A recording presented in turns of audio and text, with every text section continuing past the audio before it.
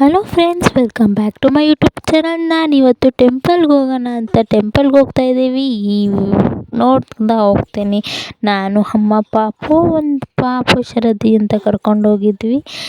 One day outing ಹೋಗಿ ಬರೋಣ ಅಂತ. ಹಾಗೆ ಅಲ್ಲಿ ಫ್ರೆಂಡ್ ಪಾಪುದು ಹೆಸರಿಡ್ತೀವಿ ಬನ್ನಿ ಅಂತ ಇನ್ವೈಟ್ ಮಾಡಿದರು. ಹಾಗಾಗಿ ಹೊರಟ್ವಿ. ತುಂಬ ಘಾಟ್ ಸೆಕ್ಷನ್ ಇತ್ತು. ನಾನು ಹೋಗ್ಬೇಕಾದ್ರೆ ಅಷ್ಟು ವೀಡಿಯೋಸ್ ಮಾಡ್ಕೊಂಡಿಲ್ಲ. ಘಾಟ್ ಸೆಕ್ಷನ್ನು ಬರ್ಬೇಕಾದ್ರೆ ವೀಡಿಯೋ ತೋರಿಸ್ತೀನಿ ನೋಡಿ. ತುಂಬ ಘಾಟ್ ಇತ್ತು. ಏನೋ 19-20 ಮೆಟ್ಲೇನೋ ಇತ್ತು.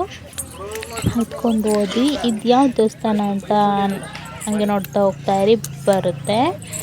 ಇದು ತುಂಬ ಚೆನ್ನಾಗಿದೆ. ಒಂದು ಸ್ವಲ್ಪ ಹೈಯೆಸ್ಟ್ ಪೀಕ್ ಅಂತಲೇ ಹೇಳ್ಬೋದು. ನಮ್ಮ ಸರೌಂಡಿಂಗಲ್ಲಿ ನಮ್ಮ ಸರೌಂಡಿಂಗ್ ಟಿಪ್ಟೂರು ತುಮಕೂರಲ್ಲೂ ಒಂದು ಸ್ವಲ್ಪ ಹೈಯೆಸ್ಟ್ ಪೀಕ್ ಅಂತಲೇ ಹೇಳ್ತಾರೆ. ಇದನ್ನು ಅತ್ತಿಯಲ್ ನರಸಿಂಹಸ್ವಾಮಿ ಬೆಟ್ಟ ಅಂತ. ನಾವು ಹೋಗಿದ್ದ ದಿನ ಸ್ಯಾಟರ್ಡೇ ಆಗಿತ್ತು. ತುಂಬಾ ರಶ್ ಇತ್ತು, ಜನಗಳು ತುಂಬ ಕ್ಲೌಡ್ ಇತ್ತು ನೋಡಿ. ಇಷ್ಟು ಒಂದು ಕೈ ಮಾಡಿಸ್ಕೊಂಡು ಹೋಗ್ತಾ ಇದ್ದಾರೆ. ಈ ದೇವರಿಗೆ ವೆಜ್ ಇದೆ, ನಾನ್ ವೆಜ್ ಇದೆ. ಅತ್ತಿಯಲ್ ನರಸಿಂಹಸ್ವಾಮಿ ಇರೋದು ವೆಜ್. ಕೆಳಗಡೆ ಒಂದು ದೇವಸ್ಥಾನ ಇದೆ, ಅದು ನರಸಿಂಹ ದೇವಸ್ಥಾನ ಅಂತ, ಅದು ನಾನ್ ವೆಜ್ ಇದೆ. ಕೋಳಿ ಬಲಿ ಎಲ್ಲ ಮಾಡ್ತಾ ಇರ್ತಾರೆ ನೋಡಿ. ತುಂಬ ಜನ ಇದ್ದರು. ಹಂಗಾಗಿ ಒಂದು ಸ್ವಲ್ಪ ಅನ್ಕೈ ಮಾಡಿಸ್ಕೊಂಡು ಅನ್ಕೈ ಕಸಿಟಿ ತೊಗೊಂಡು ಬರೋಕ್ಕೆ ಹೋಗಿದ್ವಿ. ನಮ್ಮನ್ನು ಪೂಜೆ ಮಾಡಿಸ್ಕೊಂಡು ಕೈ ತೊಗೊಂಡು ಹೋಗಿದ್ವಿ. ಹೆಂಗಿದ್ರು ಹೋಗ್ತೀವಲ್ಲ, ದೇವ್ರಿಗೆ ಪೂಜೆ ಮಾಡಿಸೋಂತ ನೋಡಿ. ಇದೇ ದೇವರು ನಮ್ಮ ತುಮಕೂರು ಡಿಸ್ಟಿಕ್ಲಿರೋರಿಗೆಲ್ಲರೂ ಆಲ್ಮೋಸ್ಟ್ ಗೊತ್ತಿರುತ್ತೆ. ಇದು ಅತ್ತಿಯಲ್ ನರಸಿಂಹಸ್ವಾಮಿ ಅಂತ ತುಂಬಾ ಫೇಮಸ್ ಮಾಡ್ತಾರೆ.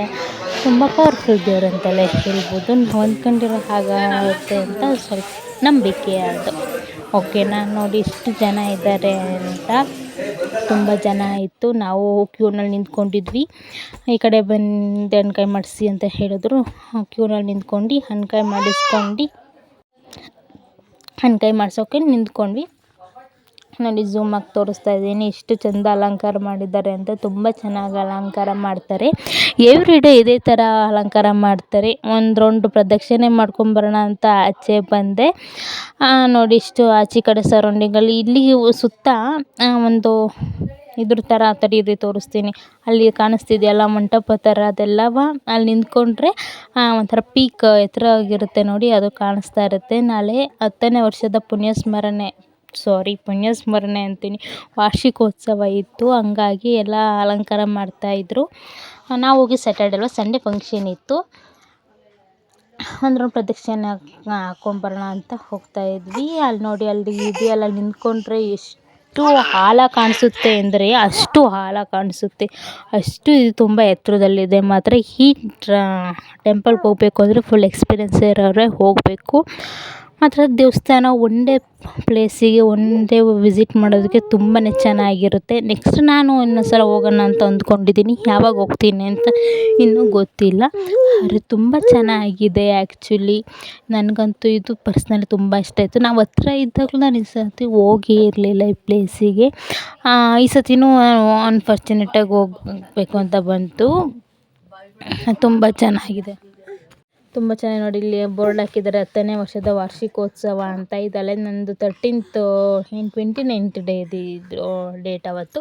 ಅದ್ರದ್ದು ಮಾಡ್ಕೊಂಡಿದ್ದು. ಇವತ್ತು ಆಲ್ರೆಡಿ 5 ಆಗಿದೆ. ಹಾಗಾಗಿ ಒಂದು ಸ್ವಲ್ಪ ವೀಡಿಯೋ ಮಾಡೋದು ಲೇಟ್ ಆಯಿತು. ರಿಲೇಷನ್ ಬಂದಿದ್ದರು. ಹಾಗಾಗಿ ಒಂದು ಸ್ವಲ್ಪ ವೀಡಿಯೋ ವೀಡಿಯೋ ಅಪ್ಲೋಡ್ ಮಾಡೋದು ಲೇಟ್ ಆಯಿತು.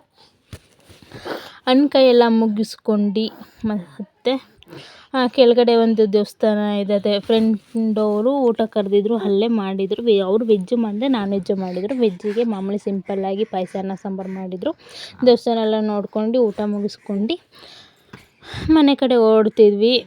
ನೋಡಿ ಎಷ್ಟು ಘಾಟ್ ಸೆಕ್ಷನ್ ಆಗಿದೆ ಅಂತ. ಫುಲ್ಲು ಎತ್ತರ ಆಗಿದೆ ಮಾತ್ರ ದೇವಸ್ಥಾನ ಇದು.